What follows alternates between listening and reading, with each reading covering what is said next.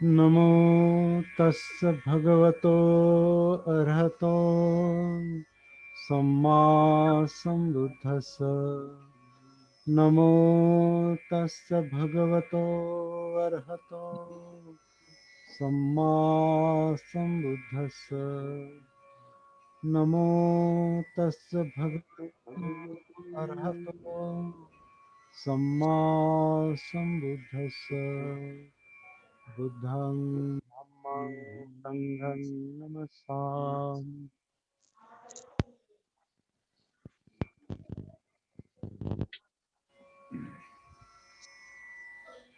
यो बालो मय्यति बाल्यं पंडितो वापि तेन सो बालो च पंडितमानि सवे बालोति उच्यते।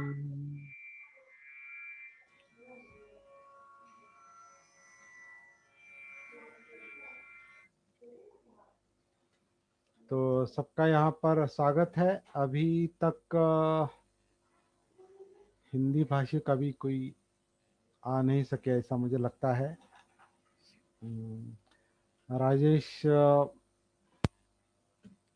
राजेश कुमार दिल्ली से बाहर है।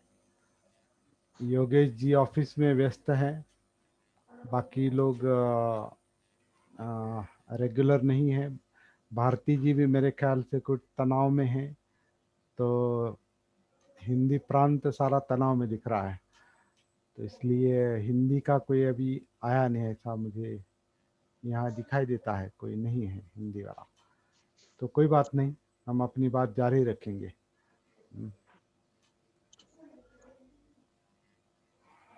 तो सबका यहाँ पर स्वागत है। दिवटे सर, अनिल गायकवाड़, सुनंदा साळवे, अशोक मस्के, संतोष उबाळे सर, राजेश खरात, विशाल कस्बे और माया जाधव मैडम।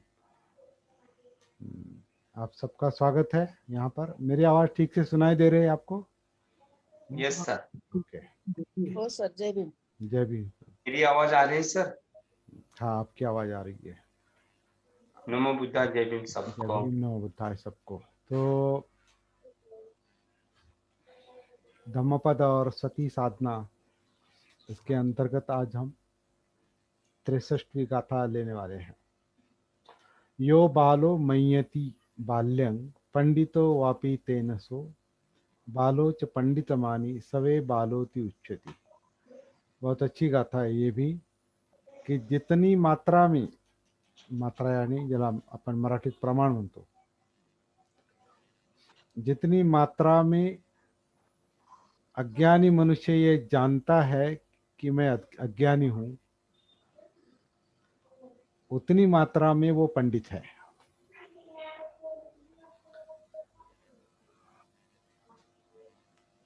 और अज्ञानी होने के बावजूद जो अपने आप को पंडित समझता है, वो सचमुच बाल है, सचमुच अज्ञानी है, सचमुच मूर्ख है। ऐसा इस गाथा का मतलब है। तो बहुत अच्छी गाथा है, सरल गाथा है और बहुत हितकारक गाथा है। हितकारक, अगर आगे जाना है, तरक्की करनी है, प्रगति करनी है, डेप्थ में जाना है, तो ये समझना बहुत ज़रूरी है। जैसे जैसे हम जागृति की साधना का, सती की साधना का हम अभ्यास करते हैं, प्रैक्टिस करते हैं, साधना करते हैं, वैसे वैसे हम ये जानने लगते हैं कि हम क्या है, हम क्या है, हमें कितना पता है, कितना पता नहीं है। तो ये बहुत अच्छी बात है कि जितना पता है उतना पता है स्वीकार कर लेना चाहिए। जो पता नहीं है वो पता नहीं है, अभी उसका अभ्यास नहीं हुआ है, ये जानना चाहिए। और जब इसका भान नहीं रहता, इसकी सती नहीं रहती, तो फिर ऐसा होता है कि कभी कभी हम अजागृति में भान ना होने के कारण हमारे पास थोड़ा ज्ञान होता है, थोड़ा अनुभव होता है, और हम ऐसा अम, क्या करते हैं, अभिनिवेश या क्या कहते हैं उसको, मतलब एक्टिंग करना, एक दिखाते हैं। दिखाते हैं, दिखावा करते हैं कि हमें बहुत ज्ञान है।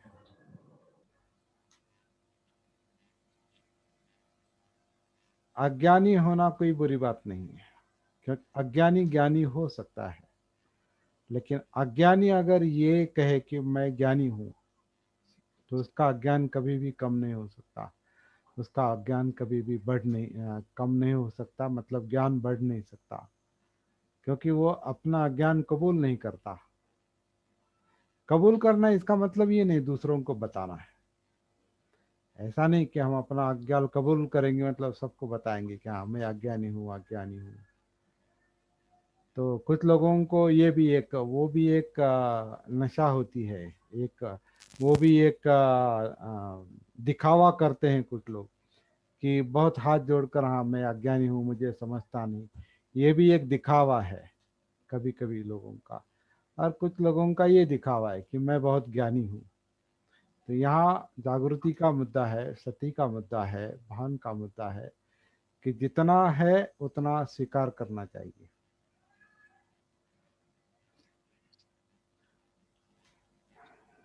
अज्ञान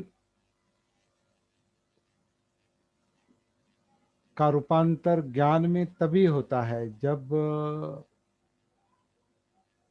सती के साथ, जागृति के साथ कुछ न कुछ हासिल किया जाता है। वैसे बिना बिना जागृति का भी ज्ञान बढ़ता है, वो अलग बात है।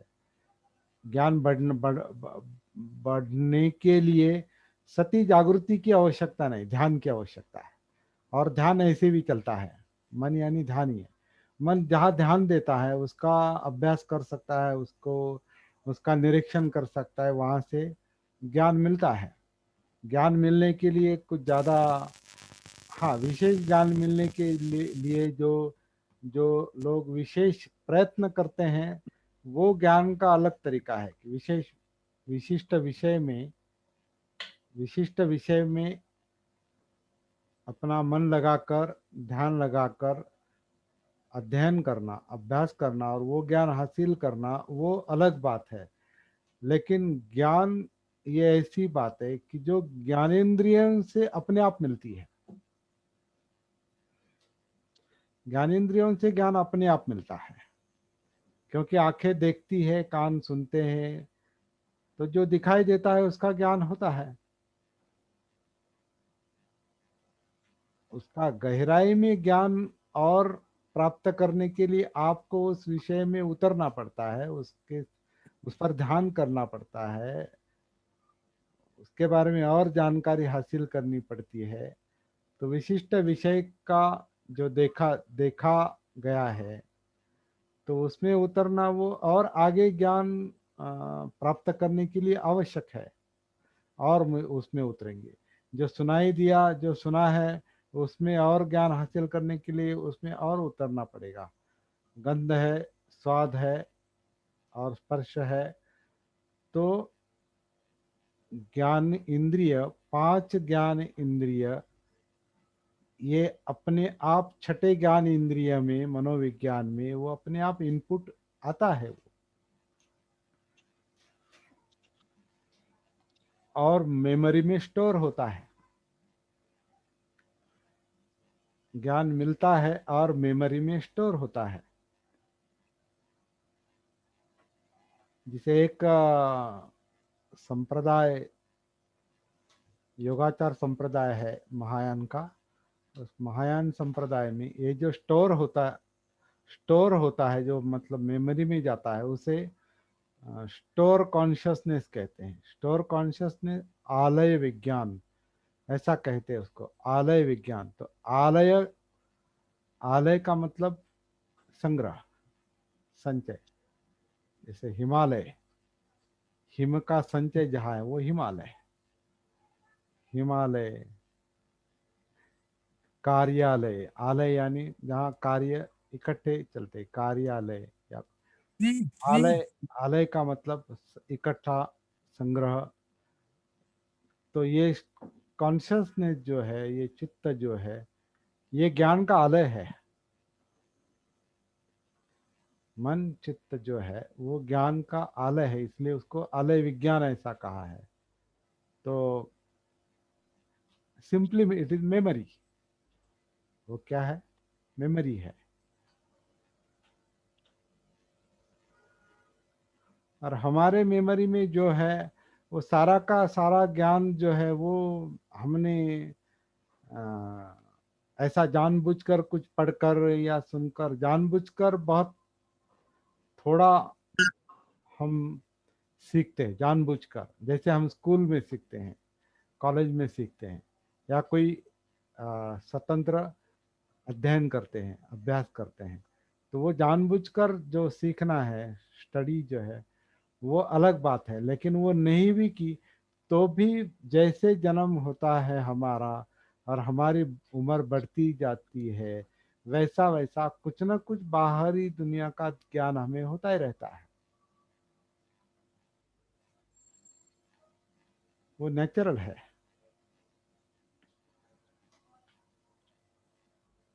और हमारे पास क्या ज्ञान है, कितना ज्ञान है, हम कितना जानते हैं, ये हमारी सती जागृति हमको बताती है।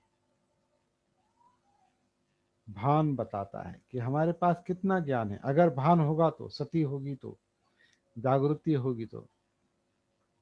और वो जब वो सती नहीं रहती, वो आत्मभान नहीं रहता, तो फिर ज्ञान कितना है कितना नहीं, इसकी इसकी ओर ध्यान नहीं जाता। मतलब उसका भान नहीं है तो वहां ध्यान नहीं जाता कि हमारे पास कितना है। तो कभी कभी ये गलती होती है कि जो अज्ञानी मनुष्य है वो दिखावे के लिए, ईगो में, अहंकार में, या दूसरों के साथ ये कर स्पर्धा करने के लिए, या दूसरों में अपने आप को ऊंचा दिखाने के लिए और दूसरों को नीचा दिखाने के लिए, कभी कभी अपना अपने थोड़े ज्ञान का बहुत बढ़ा चढ़ा कर कहता है। मतलब वो अपना ज्ञान और अज्ञान वो कबूल नहीं करता, वो शो करता है। वो शो करता है, वो दिखावा करता है। तो इस गाथा में ऐसा कहा है, वो जो अपना अज्ञान कबूल करता है वो सचमुच पंडित है। वो क्यों पंडित है? क्योंकि जितना जितना ज्ञान है उतना ही वो बताता है और समझाने की कोशिश करता है। अगर आवश्यक है तो बताएगा या समझाने की कोशिश करेगा, और जो पता नहीं वो कहेगा कि मुझे बाकी पता नहीं, मालूम नहीं। लेकिन अगर वो मालूम ना होते होते होते हुए भी अगर कोई बढ़ा चढ़ा कर कोई बताने की कोशिश करता है तो उसे सचमुच बाल कहा है, मूर्ख कहा है। इस अर्थ से ये बाल शब्द एक मूर्ख के बराबर है, मूर्ख अर्थ से बराबर है। तो बहुत ही सरल गाथा है। और ऐसा जो बाल मनुष्य है जो दिखावा करता है अपने ज्ञान का, तो वो बार बार फंस जाता है आगे चल के। उसकी प्रतिमा जो है वो प्रतिमा कभी अच्छी नहीं रहती। आपको पता है, अगर कोई झूठ, मतलब वही झूठ बोलना है, मूसावादा है वो। झूठ बोलना है, जो जो पता नहीं वो है पता है, जो अपना नहीं वो अपना है बताना, वो झूठ बोलना है। जो अपने पास ज्ञान नहीं वो है करके दिखाने की कोशिश करना। या आजकल एक बहुत अच्छा हो गया कॉपी पेस्ट का, जो है इधर का उठा के वहां बताना, दूसरों के ज्ञान को अपना ज्ञान कहकर बता देना। ये भी एक बाल प्रवृत्ति है। ये अहंकार है, ये मूर्खता है। तो जितना ज्ञान है, जितनी समझ है, जितना ज्ञान है, जितनी समझ है, जितना पांडित्य है, उतना ही कहना चाहिए, उतना ही बोलना चाहिए।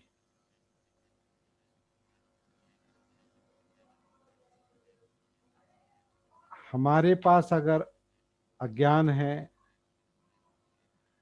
तो अज्ञान कबूल करने में कोई आ, कमी क, क, क, कमी ऐसी महसूस नहीं होनी चाहिए। मतलब क्या कहते हैं उसको, न्यूनगंड नहीं रखना चाहिए, कमीपन की भावना नहीं रखनी चाहिए। जितना है उतना है।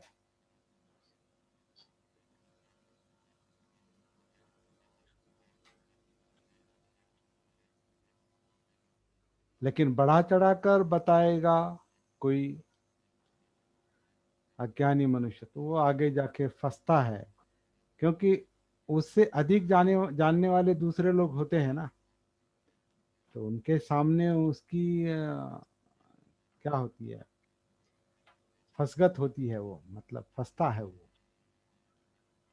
तो बहुत सावधानी के साथ इसमें इसमें सती चाहिए। यह सब करने के लिए सती चाहिए, जागृति चाहिए, आत्मभान चाहिए, बहुत आवश्यक है।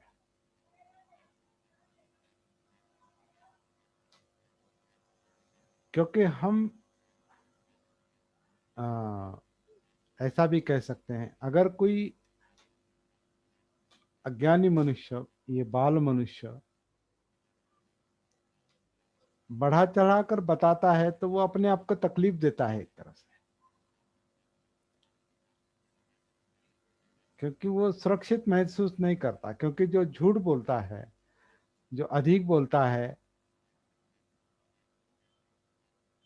ज्ञान से अधिक, जो झूठ बोलता है उसका कॉन्फिडेंस लूज होता है, उसका उसका आत्मविश्वास लूज होता है, आत्मविश्वास कम होता है।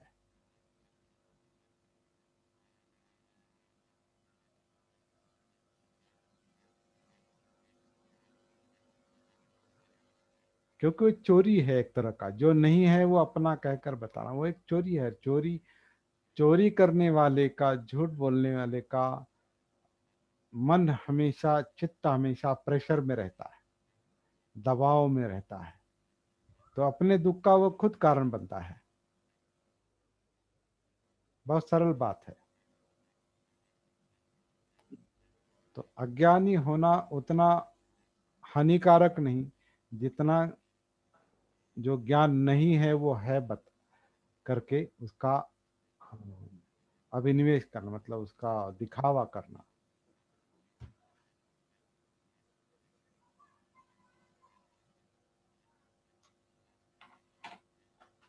बाल मनुष्य जितना अपना अपना अपना ज्ञान कबूल करता है, मानता है, कबूल करता है, उतनी मात्रा में वो एक तरह से पंडित है, समझदार है। पंडित का मतलब क्या है, वह समझदार है, अपने अज्ञान को कबूल करता है।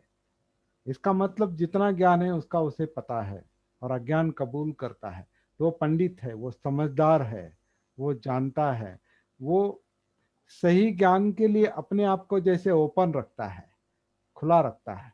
क्योंकि जो जिसका ज्ञान नहीं, उसके लिए वो प्रयास करेगा, लेकिन जिसका ज्ञान नहीं, वो ज्ञान है ऐसा अगर वो जताएगा, मतलब उसका सॉन्ग करेगा, ढोंग करेगा, इसका मतलब उसे आगे का सीखना नहीं है, उसे आगे तरक्की नहीं करनी है। जितना आधा अधूरा ज्ञान है उसको लेकर वो अपने आप को बड़ा बताने की कोशिश करेगा, और आगे जाके ऐसा आदमी फंस जाता है, क्योंकि वो पंडित नहीं है, समझदार नहीं है, वो सचमुच बाल है। तो ये गाथा ये कहती कि अगर अपना हित करना है तो अपना अज्ञान कबूल करना चाहिए। हमें नहीं है वो ठीक, अच्छी बात है, मिल जाएगा। बालोच पंडित मानी, जो जो बाल, जो अविद्याग्रस्त मनुष्य, अज्ञानी मनुष्य अपना ज्ञान कबूल करता है, उतनी मात्रा में, जितना कबूल करता है उतनी मात्रा में, उतनी प्रमाण में वो पंडित है। तो बहुत सरल गाथा है। इस पर आपको कुछ कहना है तो आप कह सकते हैं, चर्चा कर सकते हैं। आप अपना माइक ओपन कर सकते हैं और इस गाथा में जो बताया है, इसमें आपका अनुभव कहाँ तक है, आपको क्या लगता है, ये सच्चाई है क्या? जो आधा आधे आधे अधगर अधभर गगरी छलकत जाए, ऐसा एक ये है ना, क्या कहते हैं, अधजल गगरी छलकत जाए, मतलब अ, क्या है अभी, मतलब अर्धवट भरलेला हंडा जसा, अर्धवट भरलेली घागर जशी डचमळ करते, तसा अर्धवट ज्ञानी माणूस जास्त हे करायला तो करता, त्याच्यामध्ये उसमें वो आत्मविश्वास नहीं रहता, उसका खुद का अनुभव नहीं रहता, उसका वो खुद का ज्ञान नहीं रहता, तो वो ज्यादा उछलता है। अंग्रेजी में एक फ्रेज है, हाँ हाफ नॉलेज ऑलवेज डेंजरस। हाँ, half knowledge is always dangerous. हाँ, तो या उथळ पाण्याला खळखळाट फार म्हणतो आपण। बरोबर। हाँ, जो पानी गहरा नहीं होता वो बहुत उछल कर जाता है, और जो गहरा होता है वो गंभीर होता है, वो शांति से चलता है। तो और बोलिए, अपना माइक और वीडियो ओपन कर सकते हैं, कुछ बात करनी है तो कर सकते हैं, और नहीं भी बात करनी हो तो भी वो आपका वीडियो ओपन रखा तो भी चलेगा। कोई संतोष Ubale sir, Yogesh sir, Maske sir, माया जाधव मैडम, खरात खरात मुझे लगता है ऑफिस में है वो, और विशाल कस्बे भी ऑफिस में होंगे शायद। ओके, बोलिए।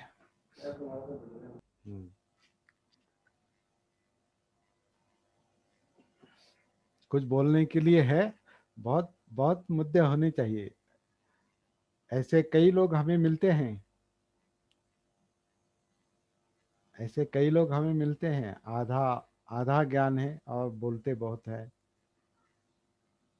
या कुछ लोगों में ज्ञान होता है लेकिन कॉन्फिडेंस नहीं होता, आत्मविश्वास नहीं होता उनको। वो अज्ञान नहीं है, वो कॉन्फिडेंस, वो अलग कारण है उसका, न्यूनगंड।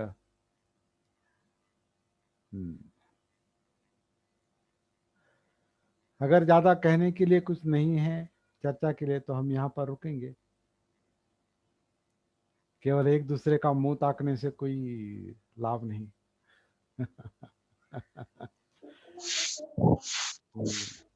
ये गाथा, ये गाथा सत्य कहती है क्या? सत्य ही है। सत्य है।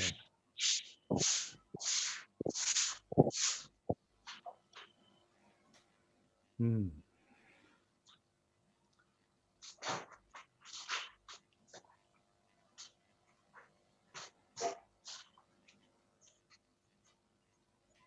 बाल होना मतलब अज्ञानी होना गुनाह नहीं, लेकिन ज्यादा पांडित्य दिखाना वो आगे चल के प्रॉब्लमेटिक हो सकता है, वो समस्या क्रिएट कर सकता है, ऐसा यहाँ बताना है उनको, ऐसा ये गाथा बताती है। तो ठीक है, मुझे लगता है कोई ज़्यादा चर्चा करने का मुद्दा नहीं लग रहा, या और एक गाथा ले लें, 10 मिनट आगे की गाथा भी इसी तरह की है। याव जीवम पिचे बालो पंडितं पैरुपासति नसो धम्मं विजानाति दब्बी सुप्रसंग यथा। ये गाथा कहती है कि जो अज्ञानी आदमी है, मनुष्य है, वो जन्म भर पंडितों के संगत में रहेगा, फिर भी वो धम्म को नहीं जान सकता। जैसे कलछी दाल के स्वाद को नहीं जानती। कलछी यानी जिसे हम मराठी में पळी कहते हैं, पळी। पळीला जशी आमटीचा स्वाद कळत नाही, पळीला जसा कालवणाचा आमटीचा स्वाद कळत नाही, तसा अज्ञानी मनुष्य पंडिताच्या सहवासात जरी राहिला तरी तो तेवढ्याने पंडित होत नाही।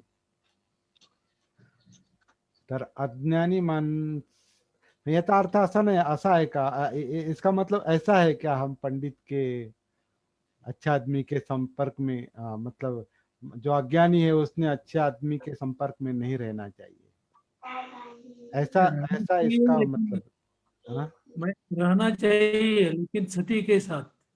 हाँ, वो अपना अपना नहीं, कुछ कुछ लोग ऐसे भी है ना कि हाँ, ये वो जो है ना, वो अपने प्रोफेसर, वो जो है ना, वो जो पीएचडी किए हुए हैं, वो जो है ना, वो बहुत बहुत ज्ञानी है। उनके साथ मेरा बहुत रोज का उठना बैठना होता है, तो वो उनके आधार से अपनी ये बताता है, अपनी बढ़ाई करता है ना। तो ऐसे लोगों के लिए भी ये गाथा शायद कही है कि केवल आप उनके सहवास में है, उनके साथ रहते हैं, इसलिए आप भी उनके जैसा पंडित बनेंगे, बन सकते हैं, लेकिन आपको नम्रता के साथ, जागृति के साथ, ज्ञान के लिए उनके सानिध्य में, संपर्क में रहना पड़ेगा। वरना कुछ लोग ये ऐसा सॉन्ग करते हैं, ढोंग करते हैं कि मैंने इतना इतना पढ़ा है और ऐसे ऐसे आदमी के संपर्क में मैं हूँ, इतने सालों से हूँ। तो जैसे पळीला आमटीची चव कळत नाही, कलछी को कलछी यानी पड़ी, जैसे कलछी को दाल का स्वाद, कलछी दाल के स्वाद को नहीं जानती, वैसे केवल सानिध्य में रहने से कोई बाल मनुष्य पंडित नहीं हो सकता, पंडित का ज्ञान उसमें नहीं आ सकता। इसका दूसरा मतलब ये भी है, केवल केवल सानिध्य आप हमको पंडित नहीं बना सकता, केवल सानिध्य हमको ज्ञानी नहीं बना सकता। ज्ञान कमाना, ज्ञान बढ़ाना, अनुभव बढ़ाना, इसके लिए स्वतंत्र प्रयास की आवश्यकता है। डेलिबरेट एफर्ट्स, मतलब जानबूझकर प्रयास करने पड़ते हैं। केवल पढ़ने से या किसी पंडित के संपर्क में रहने से वो नहीं होता। जैसे कि अभी हम देखते हैं कि भाई अगर अपना ज्ञान, जीवन का ज्ञान अगर हमें डेवलप करना है, विकसित करना है, तो जीवन के संपर्क में आना पड़ेगा, जुड़ना पड़ेगा। जीवन क्या है? ये नाम रूप है, मतलब ये काया है और ये मन है और चित्त है और उसके परिणाम वेदना है। तो ये काया है, वेदना है, चित्त है, मनोधर्म है। इसका जब तक भान नहीं आता, इसका जब तक होश नहीं आता, सती नहीं आती, तब तक उसका बोध नहीं होगा। जब तक उसका बोध नहीं होगा तब तक उसका ज्ञान नहीं होगा। लेकिन अगर ये कोई ऐसा मानेगा, हाँ मुझे पता है, इस सूत्र में ऐसा कहा है कि सती की साधना निरंतर करो, वो बहुत लाभदायक है। सती की साधना अधिकाधिक करने से वो सती पट्ठान को पूरा करती है। सतिपट्ठान के अधिक साधना करने से वो सप्तबुद्धांग को परिपूर्ण करती है। मुझे सब कंठस्थ है।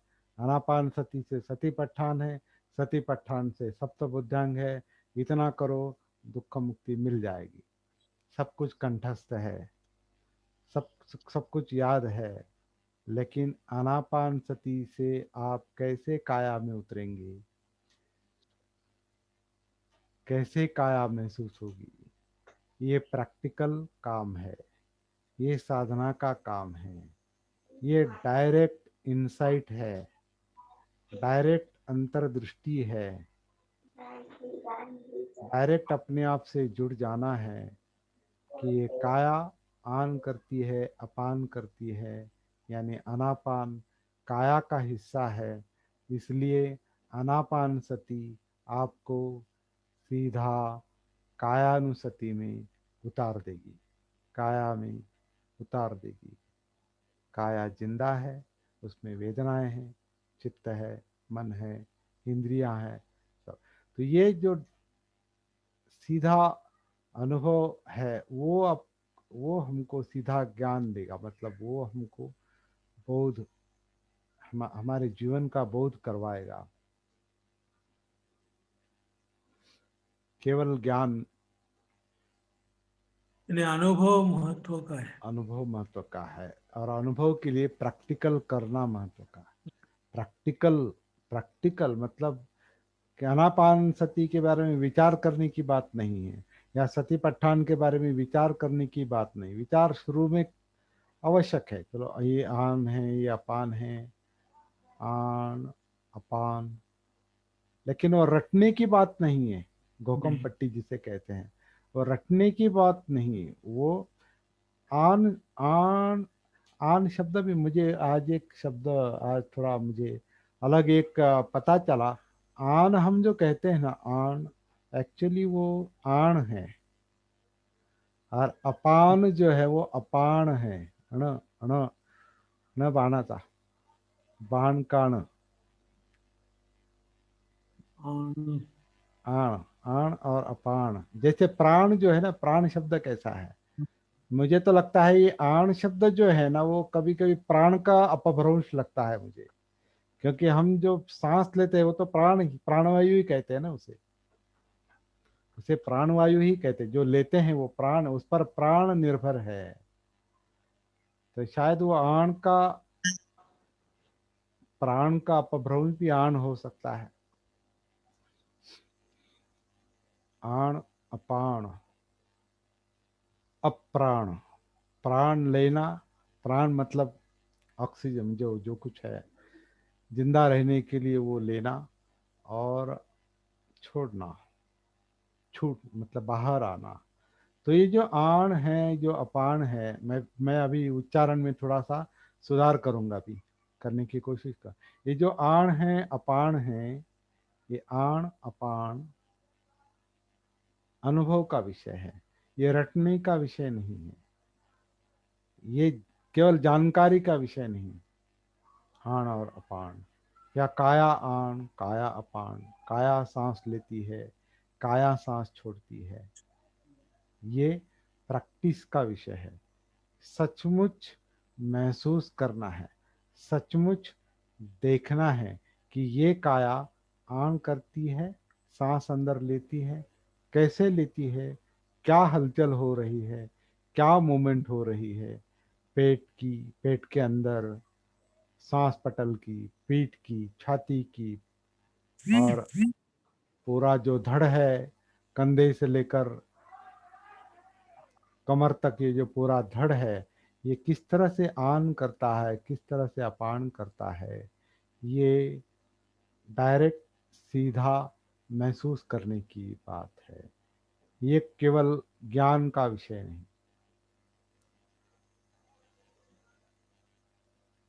तो केवल इस ज्ञान या ऐसे बताने वाले के संपर्क में कोई रहेगा और कहेगा हाँ मुझे पता है, लेकिन अनुभव नहीं लेगा, तो उसे कहा है कि जैसे वो कलछी दाल का स्वाद महसूस नहीं करती।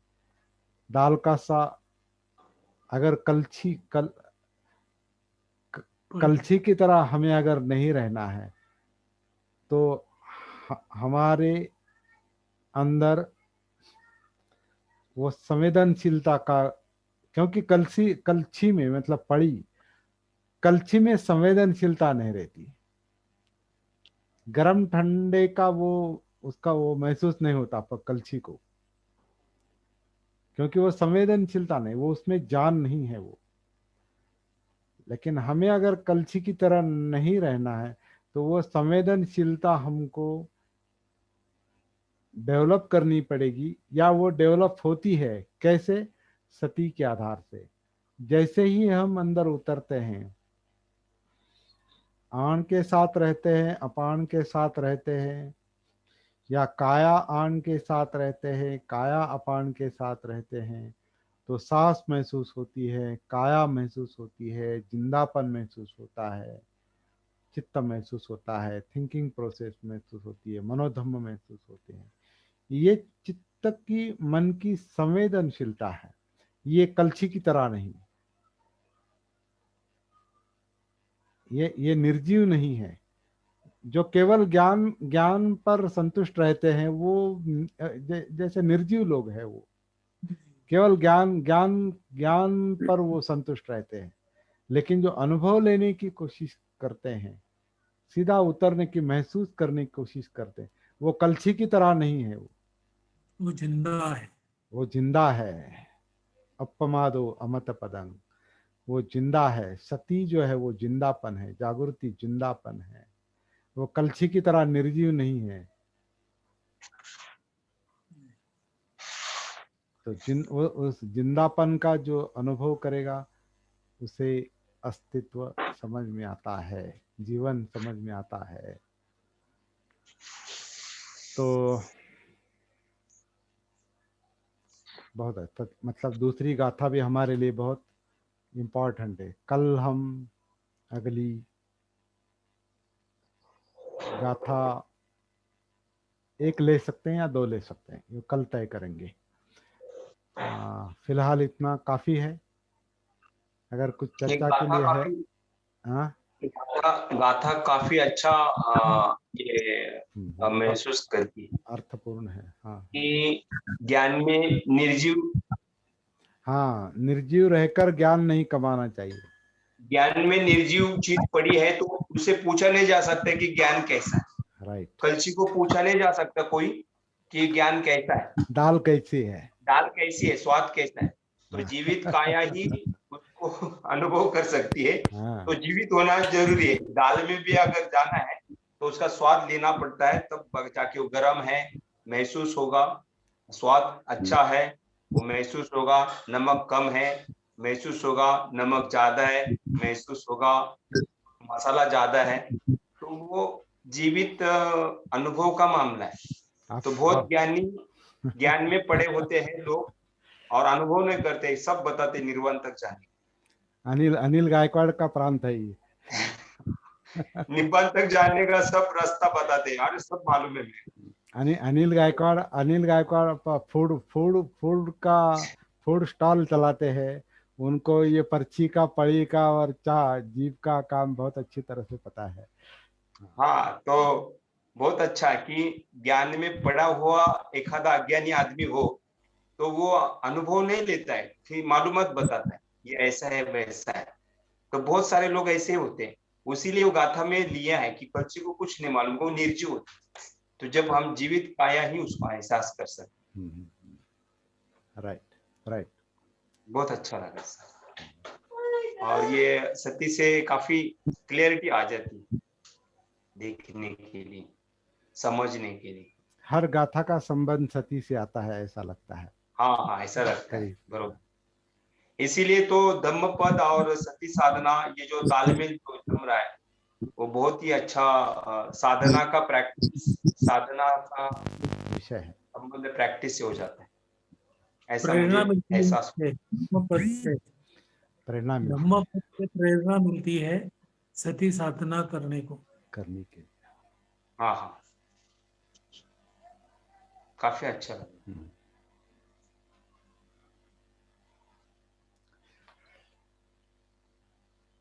तो रुकेंगे यहाँ पर। हाँ ठीक है, फिर क्या है, हम्म। किसी को बोलना है तो बोल सकते हैं। नहीं, बोलने के लिए नहीं, कोई अगर है सचमुच मुद्दा चर्चा करने के लिए तो। नहीं तो बंद करिए नहीं तो भैया। यहाँ रुकते हैं। हाँ रुकते हैं, रुको रुको। 9:45 हो गए। हम्म। ठीक है। सबको जय भीम। नमो बुद्धाय। जय जय भीम।